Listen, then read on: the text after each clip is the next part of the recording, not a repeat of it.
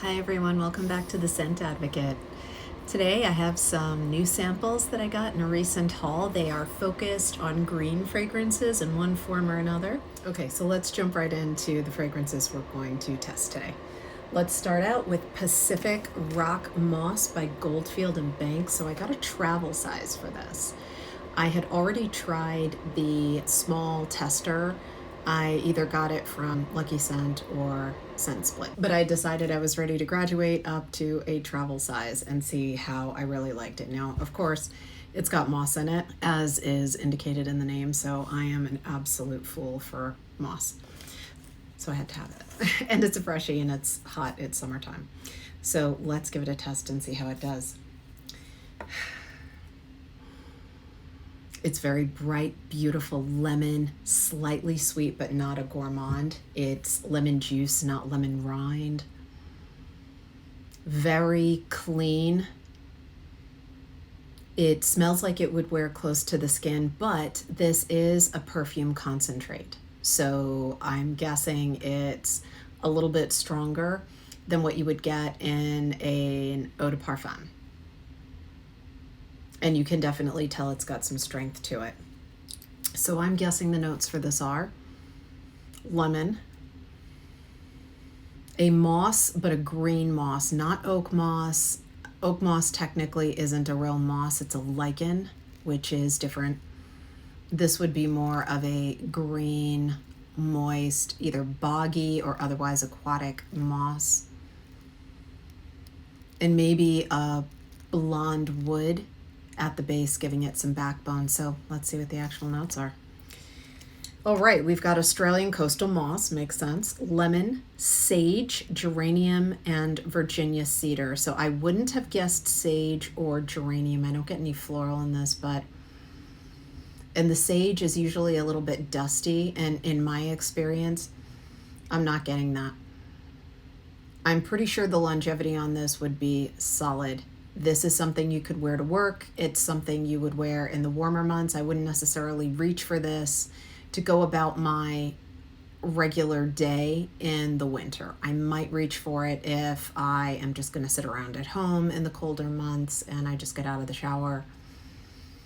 It's really uplifting and beautiful. I love it. Definitely full bottle worthy for me. I don't think this smells like anything else I have in my collection. It is really a green, aquatic, but without that kalone note.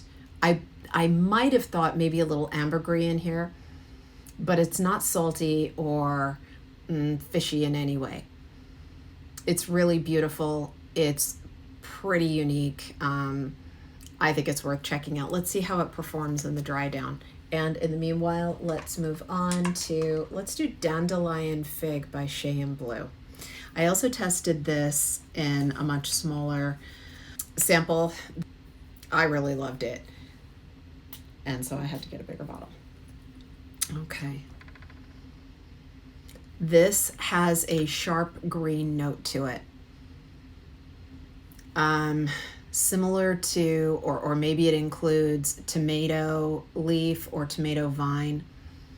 It's tempered by some kind of flower, not necessarily a powdery flower. I mean, it smells a little bit like a dandelion, but in the best possible way. It's really pretty.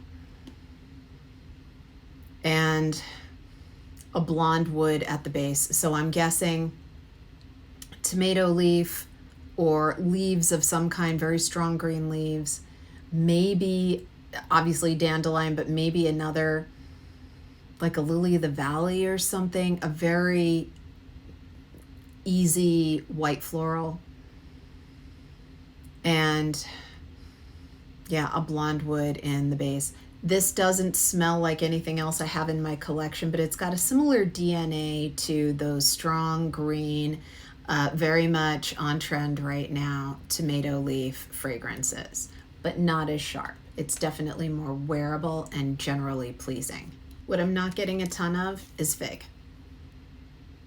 It's very faintly in the background. So if you are not a fan of fig and you want a fresh, green, vibrant, verdant fragrance, this might be the one for you. It's very faint. In fact, if I didn't know fig was in here, I wouldn't pick up on the notes. Now, I'm no perfumer, but it's real faint. And what is there is a very green presentation of the fig. It's not a ripe purple, pink, kind of ready to eat fig. It's not sweet at all. So let's see what the actual notes are. Dandelion leaf, lemongrass, tomato vine, yes, juniper and fig. I always miss the juniper. Yes, it's there, but it's very faint. You know, this fragrance, and I hate the cliche, it's so well blended, but this is. It's so well put together, so well formulated, it's hard to discern the different notes with specificity. So that's why it wasn't apparent to me that we're talking about juniper or lemongrass even. But I get it. It makes sense. Let's see how it performs on the dry down. Moving on to Mint Fresh by Healey's. This one I've been testing for quite a while. I absolutely love it. I don't know. I think it's because it's the warmer months and I'm really feeling the mint fragrances. I'm not usually a big mint fan. I don't dislike it. I just don't find myself thinking about it for fragrance purposes, and I don't eat a whole lot of it either. But when I smell it, I do enjoy it. I recently got Diptyque Eau de Mint, and it's beautiful. I love it. That's a fougere. This is something of a fougere as well. I would put it in that category. It is very bright, very fresh, very mint forward, far more mint forward than Eau de Mint from Diptyque. You have to like mint for this one. It's a spearmint. Yes, you definitely get some spearmint gum in this, but in the best possible way. It's got a very slight sweetness, maybe the kind of sweetness you would get from tea with licorice root in it. You know how licorice root can give tea that kick of sweetness without adding sugar. That's what this is. So it's got leaves, it's got mint, it's got other leaves, other aromatics. Again, a blonde wood maybe for the base, a very light hint of a white floral, again like a lily of the valley or maybe an orange blossom. It's definitely not overpowering. Let's see what the notes are. Sicilian bergamot, wow, mate, green tea, lotus leaves, and white cedar. So I definitely get the white cedar. The green tea makes sense. I kept saying tea, and I just didn't express it as a note, but it's there. Bergamot, sure, that makes sense. Mate goes in line with the green tea. Lotus leaves, there's definitely a green leafy note to this. So yes, all of this makes sense to me. It's beautiful. It is, for me, unique. It being so mint forward, I don't have any fragrances in my collection or any that I've sampled that are this mint forward. There is one, yes, Human by ILK. That was mint forward for me. This is more mint forward. Let's see how it does in the dry down. Moving on to Enchanted Forest by the Vagabond Prince. This one is a little more challenging. I think Menthe Fresh is moving in that direction. You have to like mint. It's got a good projection. It's definitely, it's no skin fragrance. I feel like I'm kind of moving in that direction, starting out with the closest to the skin, the most, universally acceptable and likable with the Pacific Oak Moss, then Dandelion Fig, and then, Menthe Fresh getting a little more particular, I'll say. And I definitely think that Enchanted Forest takes it a step further. So I love this fragrance. I smelled it and I became captivated. This is all herbal aromatics to me. Very strong kitchen herbs and balsam, like a fir, pine needles, resinous, rosemary, basil, and a blonde wood. Wow, this is really special, but it's strong and it makes a statement. It may even be a little more masculine leaning than unisex. I think the other three are more unisex, but I would wear this. Like, to me, this is a herbal pine forest mix, but it's fresh and very bright green. It's a pine forest in the spring. Let's see what the notes are. Oh gosh, there's a lot. Okay, so pink pepper, aldehyde, sweet orange, cassis, black currant leaf, hawthorn, rum, wine, rosemary, yep, divana, Russian coriander, honeysuckle rose, carnation, vetiver, opoponax, siam benzoin, amber, oak moss, which is why I'm so drawn to it, fir balsam, patchouli, castoreum, cedar, vanilla, and musk. All of these make perfect sense to me except the aldehydes. Nothing in here smells artificial or man-made. This is all a bomb of green aromatics and resins. This is gorgeous. It's special. I love it. It is reminiscent of other green kind of balsamic fragrances, but it stands on its own with those aromatics in here. I have some balsamic flavors, forest type fragrances, and I would not hesitate to add this to my collection for fear of it being duplicative. Not at all. It's beautiful, but strong. And finally, we have Erawan by Dusita. This I remember testing, and it was definitely a beast. Yeah, this is not an easy reach. This one is more challenging. It has a strong, musty, green, mossy, but a dark, boggy moss.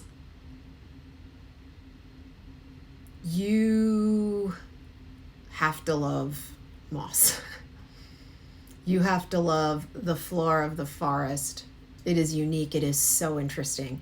If this is too overpowering for you, I at least recommend trying it.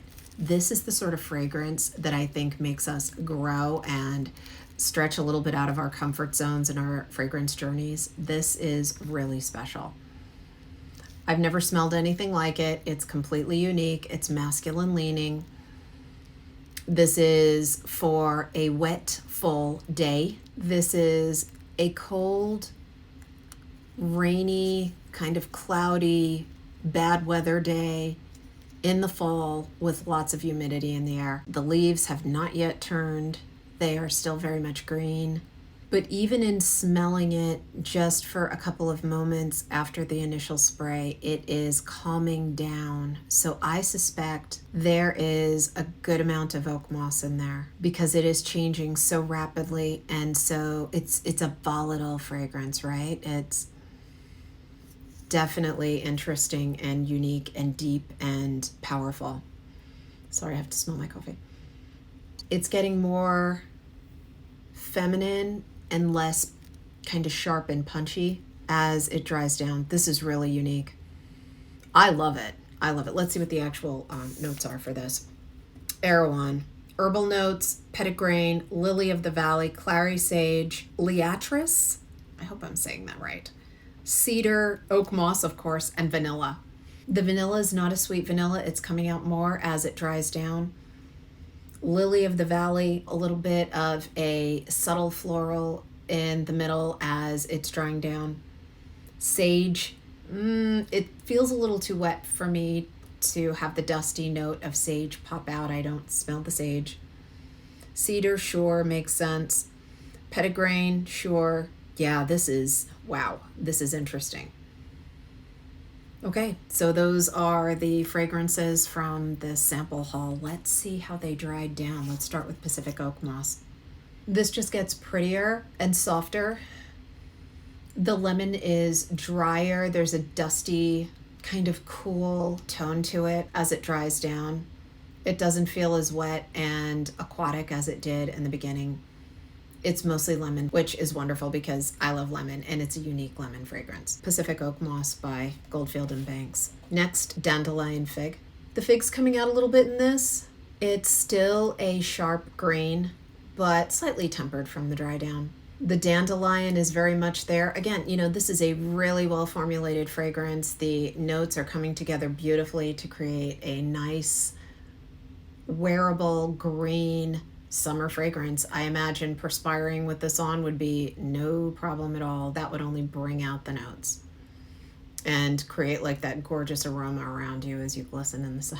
Oh, it's very, very nice. In my opinion, full bottle worthy. Again, this doesn't remind me of anything else. It's pretty unique. I remember a dandelion. I think I remember a dandelion Demeter fragrance. This is reminiscent of that, but much bigger, much more complex. Beautiful stuff. Dandelion Fig by Shay and Blue. Menthe Fresh. The mint is there, but it's blended much better into the other notes. This is becoming very tea forward, green tea forward. So if you love green tea fragrances with a punch of mint, this is the one for you. Healey's Menthe Fresh. Enchanted Forest. Very piney now. The kitchen herbs are there, but much more subdued. This is balsamic big time in a unique way. It's got the same DNA as other balsamic fragrances, pine forest fragrances, but this is a much greener, resinous balsamic. Excellent. Enchanted Forest by the Vagabond Prince. Then finally, Erawan. This is really complex. I'm getting much more of the oak moss, but it's dry. It's getting a little bit dusty. It's not so much the floor of the bog. It's more aromatic, maybe even a little more floral as it dries down. This is really special. This smells like a green sheep, if I had to classify it. It is not Rogue Perfumer's Sheep Siam. It's not. That too is a green sheep. This is its own thing entirely. Maybe even like a little spice or cinnamon is coming out. This is really neat. If you haven't smelled it, this is an experience worth having. But you gotta let it dry down. I think that's the secret for this one. Erawan by Ducita, and wow, really interesting stuff. Check it out. So these fragrances are tremendous fun to try. I look forward to wearing them more. Those that I've already tried, I'm going to, continue before I move on to a full bottle at any point. I don't know which one I'll pick, but they are all really interesting, very, very complex and special in their own right. So give them some love if you're looking for something new, interesting, and green for summer. Fragrances that you could perspire in a little bit, except maybe for the last two. I wouldn't necessarily say for sure those are great for perspiring, but you want to push the envelope. You want to get into something different and fun. Check these out. It's a perfect time of year for it.